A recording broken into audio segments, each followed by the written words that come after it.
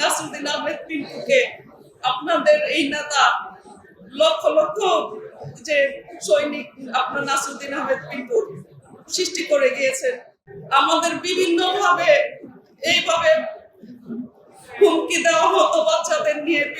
আমি কাউকে বলতে পারি নাই, আমাদের এলাকার মানুষ কেউ বলি নাই, নেতা কর্মী কেউ কাউকে বলি নাই, যেন অন্যরা ভয় পেয়ে না যায়। কারণ আমার এই অবস্থার কথা বললেন ওনারাও ভয় পেয়ে যাবে, মনোবল হারায় ফেলবে। যে কারণে আমার উপরে সব নিয়ে আমি খালি কেউ করলে আমি লুকায় লুকায় যে আমার বিরুদ্ধে যে কেস হয়েছে, শুধু নাসিরুদ্দিন পিন্টুকে হত্যা করেই কান্ত হয়নি, আমার উপরে যে কেস হয়েছে যে সেলিম, আমি লুকায় লুকায় আমার ভাই দীপু নিয়ে যায় তো আমাকে হাজিরা দেওয়ার জন্য, কাউকে বলতে দেয় নাই কখনো যে আমার কথাটা বললো না, না হলে অত্যাচারের মাত্রা আরো দিবে।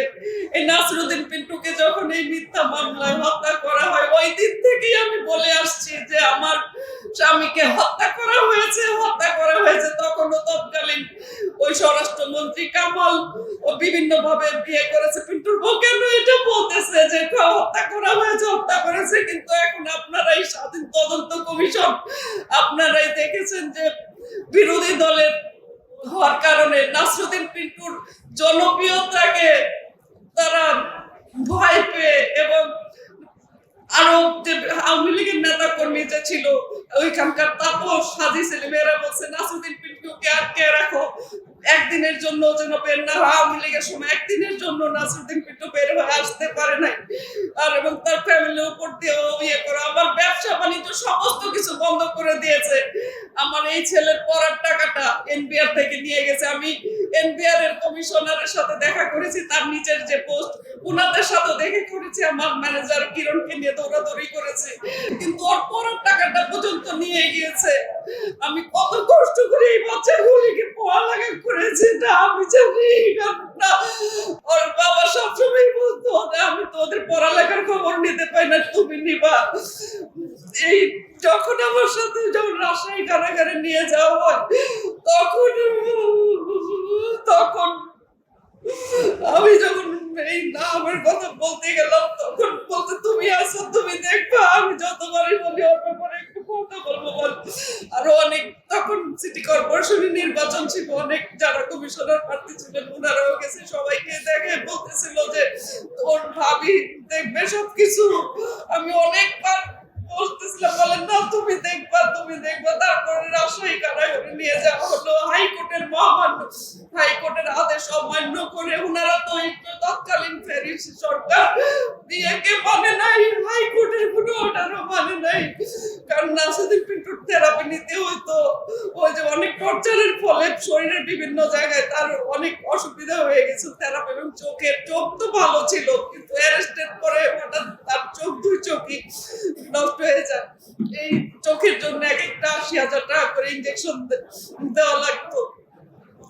হাইকোর্টের অর্ডার থাকার পরেও এই হাইকোর্টের আদেশ অমান্য করে নাসিরুদ্দিন পিন্টুকে রাজশাহী কারাগারে নিয়ে যাওয়া হয়, এবং এই ষড়যন্ত্র করে নাসিরুদ্দিন আহমেদ পিন্টুকে হত্যা করা হয়।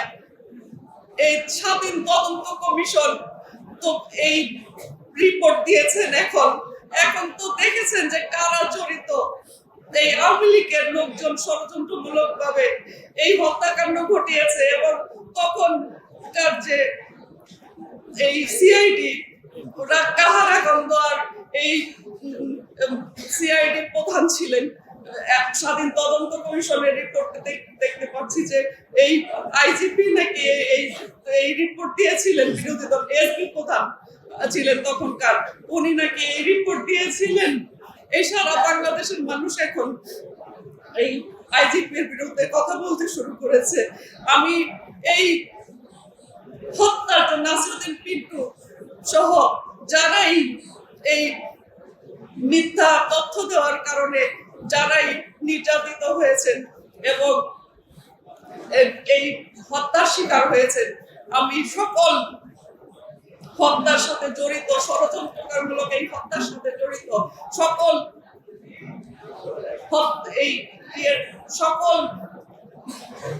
সকল সংস্থা যারা জড়িত, আমি সকলের বিচার দাবি করছি।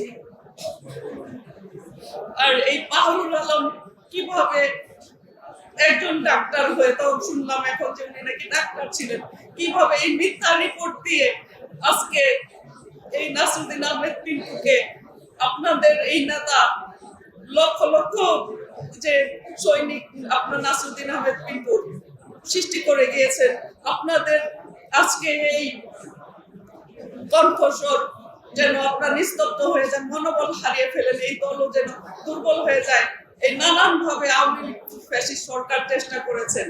আমি এই ইন্টারিয়াম গভর্নমেন্টের কাছে আবেদন জানাই, যারা এই হত্যার সাথে জড়িত, আপনারা এই স্বাধীন তদন্ত কমিশনের রিপোর্ট পেয়েছেন, সকল হত্যাকারীকে অবিলম্বে আপনারা এই হত্যাকারীদের বিচারের আওতায় নিয়ে আসবেন। এবং বর্তমান আইজিপির কথা তো আমরা বলছি না, এটা বলছে স্বাধীন তদন্ত কমিশন। স্বাধীন তদন্ত কমিশন যদি এই রিপোর্ট দিয়ে থাকে, তাহলে আমি এই গভর্নমেন্টের কাছে আবেদন জানাই, আপনারা এই হত্যার সাথে যারাই জড়িত, আপনারা এই নাসিরুদ্দিন আহমেদ পিন্টু সকল হত্যাকারী যারা ষড়যন্ত্রমূলক ভাবে হত্যা করেছে, সকল ষড়যন্ত্রকারী হত্যাকারীকে আপনারা আইনের আওতায় এনে অতি সত্বর এদের বিচারের ব্যবস্থা করবেন।